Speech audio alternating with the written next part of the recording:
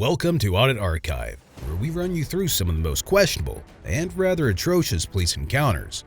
Today, we're looking at a case where a group of police officers mistreated a hospital patient as soon as she was discharged, and then later laughed at her condition while arresting her. On the morning of February 5th, 2023, 60-year-old Lisa Edwards had just been discharged from the Fort Sanders Regional Medical Center in Knoxville, Tennessee. Prior to being admitted to Fort Sanders, Miss Edwards was hospitalized at Blount Memorial Hospital in nearby Maryville, Tennessee, after experiencing abdominal pain during her flight to Knoxville on February 4th. It should also be noted that Miss Edwards had previously suffered a stroke back in 2019, and as a result, became wheelchair-bound ever since. Regardless, after being discharged from Fort Sanders, Miss Edwards apparently refused to leave the hospital and wanted to stick around for some more time. Then, around 1 hour after Miss Edwards was initially discharged, the hospital security called 911 to request assistance in asking Miss Edwards to leave the premises. In response to the call, Sergeant Brandon Wardlaw of the Knoxville Police Department arrived at the hospital and immediately made contact with Miss Edwards, who was in her wheelchair sitting outside. They asked you to leave, didn't they? Did the hospital ask you to leave? No, they said they want you to leave. Body cam footage shows that Sergeant Wardlaw initially had a conversation with Miss Edwards while sitting inside his patrol vehicle, and he was very clearly told by Miss Edwards that she could not walk because she had suffered from a stroke and that her ankle was recovering after an injury. Because ain't no need for you to go to jail over some nonsense, but you gotta leave. I know. I can't get in your truck. No. I can't walk. Why can't you walk? I had a stroke on my left side, and my ankle shattered. Your ankle shattered, Yes. and they kicked you out. Yes. This point is to be kept in mind, as it plays a significant role later in this incident.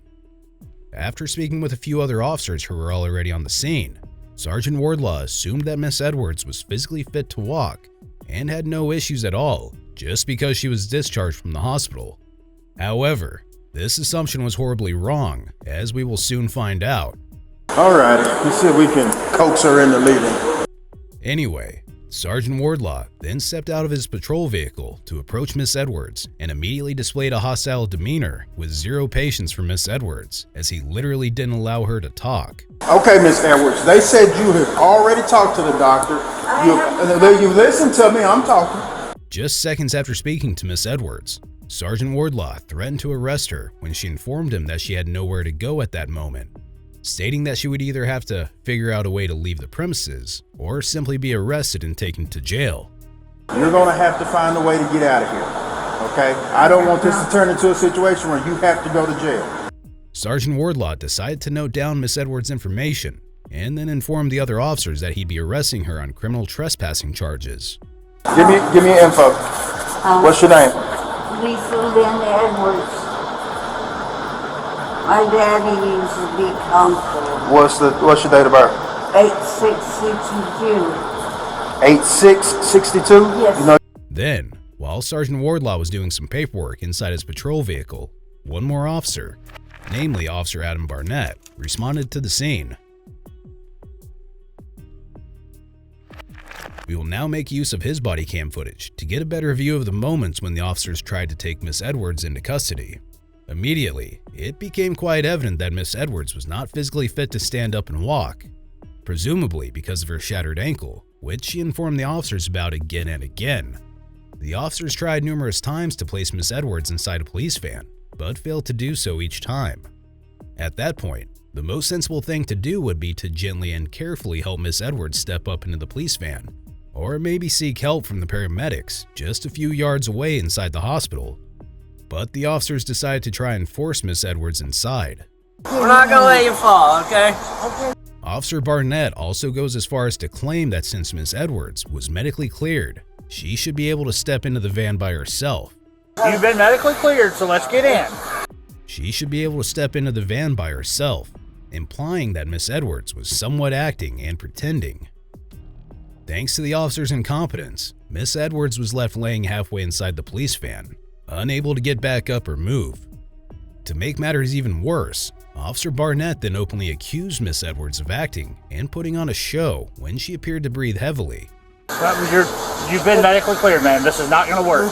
So we need you to help us. Miss Edwards also very clearly stated that she was having difficulty breathing, but Officer Barnett's negligent attitude meant that nobody on the scene, out of the several officers there, did anything about her actively deteriorating health condition. You weren't having these breathing problems earlier when you're out here smoking a cigarette. It was almost as if every officer there just assumed that Miss Edwards was exaggerating the problem, and this ties back to when Sergeant Wardlaw assumed the same. In fact, it could very well be possible that Sergeant Wardlaw's assumption influenced all other officers into thinking the same way about Miss Edwards. Then, Officer Barnett tried to place Miss Edwards inside the police van once again, but not before threatening to push her inside if she refused to use her legs. And when the officer's attempt failed for the second time, Officer Barnett appeared audibly angry and frustrated. Now get in. I'm going to put you in there if you don't help us, ma'am. Meanwhile, the other officers searched for Miss Edwards' inhaler, which she claimed would be inside a bag, but soon gave up and assumed that Miss Edwards didn't have one to begin with.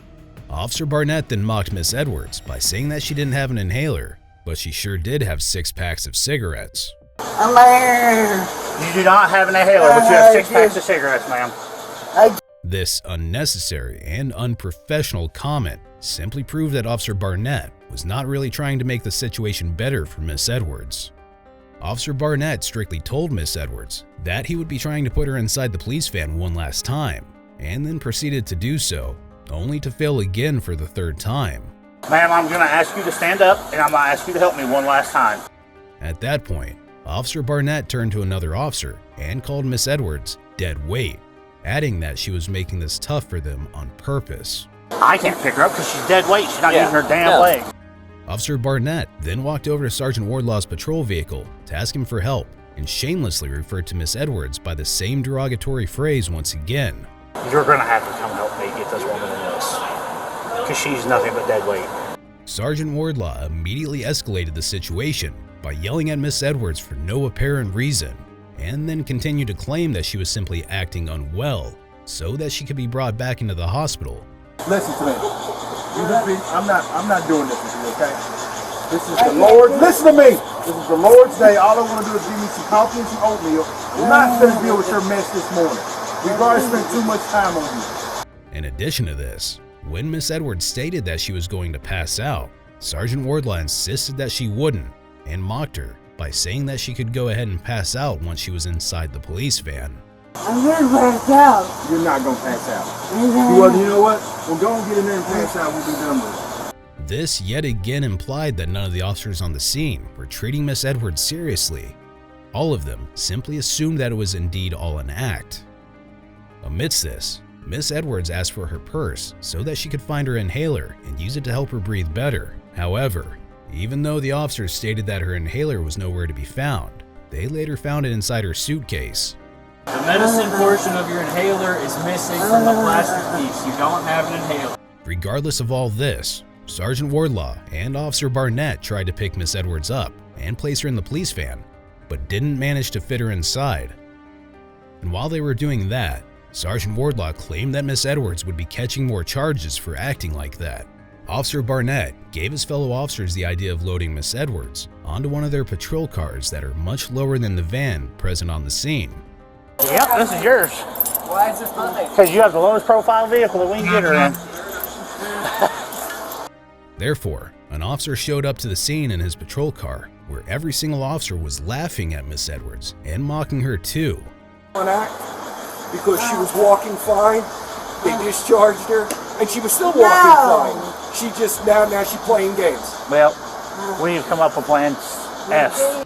Then, possibly the most disgusting part of this ordeal, one officer had the audacity to say that the best thing to do would be to leave Miss Edwards by the sidewalk and put a white blanket over her so that everyone could go about their day.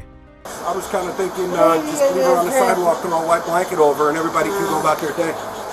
This disgusting statement simply proved that not a single officer had an ounce of empathy for Miss Edwards, who was visibly struggling on the floor. Clearly, not one officer had an issue with that statement. Switching over to Sergeant Wardlaw's body cam, we can witness the moment when Miss Edwards was pushed into the back of the patrol car. It's to be noted that the officer's vile and ignorant behavior continued even during this process of securing Miss Edwards. The body cam footage catches them laughing and evidently mocking her yet again. Yeah, pull him up and see if he can pull in here. Or we can just let her keep laying on the ground and let the wagon pull off. Immediately after this, the officers sprayed themselves down with Lysol disinfectant while hysterically laughing. I need some Virex is what I need. Want to spray on you? Yes. Make no sense, dude. You guys want some wipes? This just goes to show that the officers did not perceive Miss Edwards as a human, and as made evident by the body cam footage, definitely didn't treat her as one either. Meanwhile, Miss Edwards was driven to the Roger D. Wilson Detention Facility by Officer Timothy DeStasio, the officer that showed up on the scene with his patrol car. While en route to the detention facility, Officer DeStasio conducted a traffic stop on a car that was driving recklessly. After briefly making contact with the driver, Officer DeStasio discovered that Miss Edwards was unresponsive in the back seat. All of this was captured by the vehicle's rear-facing in-car camera. Miss Edwards could be seen and heard gasping for air, which is not surprising since she was already having lots of difficulty breathing before being placed inside. She even yelled that she wasn't able to breathe several times, but was left ignored. And when Officer DeStasio tried to prop her up while she was unconscious, he can be heard telling dispatch that he wasn't sure if she was faking it, which makes this case even more ridiculous. Paramedics arrived on the scene shortly after and transported Miss Edwards back to the Fort Sanders Regional Medical Center, where she, unfortunately, passed away. As a result of this incident, the Knoxville Police Department's Internal Affairs Unit launched an investigation into the 4 officers involved: Sergeant Wardlaw, Officer Barnett, Officer DeStasio, and Officer Danny Dugan. They were placed on paid administrative shortly after. So far, the Office of Knox County District Attorney, Charm Allen, has issued a statement absolving the officers of any responsibility, saying that it will not pursue criminal charges. In its press release, the DA's office wrote, "There will be no criminal charges filed against any of the officers involved in the arrest of Lisa Edwards." An autopsy conducted by medical examiners with the Regional Forensic Center concluded that Lisa Edwards died of natural causes, namely ischemic stroke due to atherosclerotic cardiovascular disease, and that at no time did law enforcement interaction cause or contribute to Miss Edwards' death. At the time of this recording, the Knoxville Police Department is still investigating the case. Be sure to check out our previous video where we cover another outrageous police encounter.